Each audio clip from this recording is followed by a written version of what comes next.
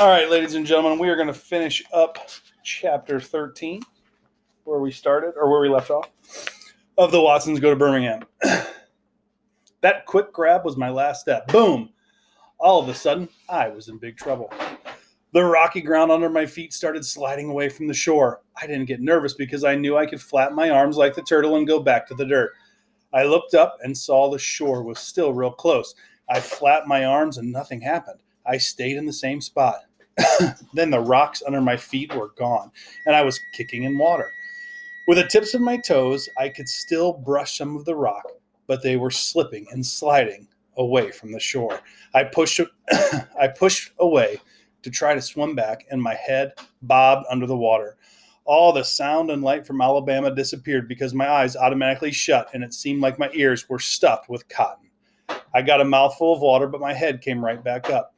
I laughed because I was spitting and patooing a mile a minute when my head popped out of the water. But the laughing stopped real quick when I tried swimming again and my head went back underwater. That's when I got real scared. I'd seen enough cartoons to know that when your head goes down 3 times, it doesn't ever come up again. I knew if I went down one more time, I was dead as a donut. My eyes looked at the shore where my shoes were sitting safe on some rocks. Oh, man, I said to myself, I wish I had a magic lamp so I could have the genie make me be where those shoes are, and they could be where I am.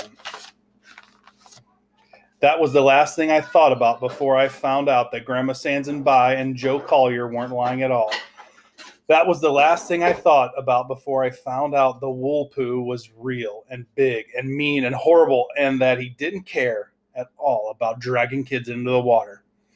I'd never, ever been this scared in my life. I hollered out, "Mama!" My arms were punching the water like it was a person, and my legs were going a mile a minute to try to get back to shore.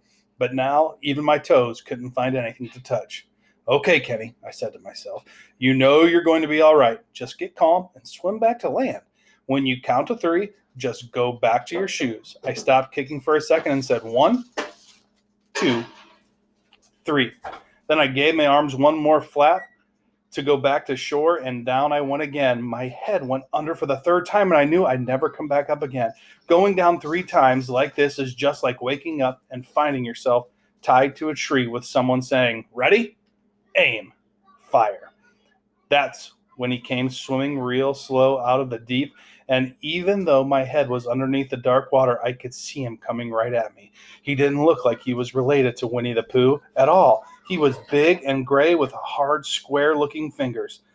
Where he should have had a face, there was nothing but dark gray. Where he should have had eyes, there was nothing but darker, colder-looking color. He grabbed my leg and started pulling me down. I kicked and scratched at him, but he was just too strong. It seemed like he didn't even feel my punches. My head felt like it was going to explode. I didn't think I could hold my breath for another second. I was feeling real scared and dizzy from holding my breath this long. Then, suddenly, I could see that there was someone else in the water, and the wool poo was pulling me right toward them. It was a little girl, and she had on a real pretty blue dress and big yellow wings and something tied around her head. When the wool poo pulled me closer, I could see that it was a little angel, and wait a minute, it was Joetta, looking just like the angel Miss Davidson had given her. Joey had wings and a halo. Her face was real calm too, but she was pointing straight up like there was something important I should look at. This angel that looked like Joey was telling me I had to swim up one more time. This really scared me. I knew it wasn't a good sign when you started seeing angels, so I kicked and flapped my arms and started going toward the sky. My head came up, and I spit out a belly full of water and took a couple of good deep breaths. "Mama, Mama, help me!" But the wool poo wasn't through with me. I felt his hard hand go around my ankle, and I went down for the 4th time. I got pulled a little further and saw someone else in the water with me, kicking up a ton of dirt and scratching at the water like they were crazy. "Byron, man, the wool poo is going to let me see all my family one more time before I go." Byron tried grabbing at me, but the wool poo was pulling me away too fast. I saw By's legs swim back toward the sky. Pull, whoosh, stop. Pull, whoosh, stop. Up ahead, someone else was in the water. It has to be Mama and Dad. "Goodbye, Mama. Goodbye, Dad." No, it's By again. Still looking all crazy, still scratching the water. Byron and the wool pool started duking it out. By must have hit it 100 times in the place where its face should have been. Finally, the wool poo couldn't take any more, and I felt those hard, cold fingers come off my ankle. The wool poo swam back into the deep water. The last thing I noticed about him was that he had big square toes. Byron grabbed me and put his arm around my neck, and it felt like he was trying to choke me. As soon as he got me to the shore and turned me upside down, I felt like I was going to die. I started throwing up a ton of water and food. If there was a forest fire somewhere, all they would have had to do is hold me over it, and I would have put it out. I threw up and coughed and choked and vomited about 1,000,000 times. And all this just because I breathed in some air. By held my ankles and kept banging me up and down, screaming at me. When the sound from the water in my ears and the sound of the vomiting of me vomiting my guts out, the whoosh sound from the wool pool finally left me, I could hear Byron shouting, "Oh man, oh man, oh man," over and over. Finally, I yelled, "Stop! Put me down!" Byron dropped me on the ground right on top of all the water and junk that I'd thrown up. I knew he was going to make a stupid joke about me landing face first in all that mess, but he didn't.